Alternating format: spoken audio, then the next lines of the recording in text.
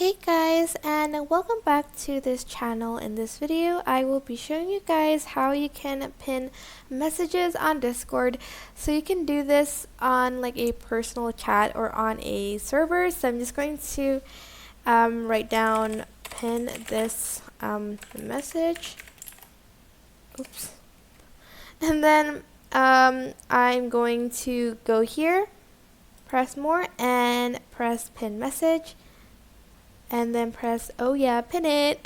And then if I go to pinned messages, it will be there, and I can delete the message, well, unpin it.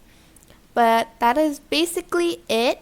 I hope this tutorial was helpful for you guys. Don't forget to like, comment, share, and also subscribe to this channel if you haven't done that.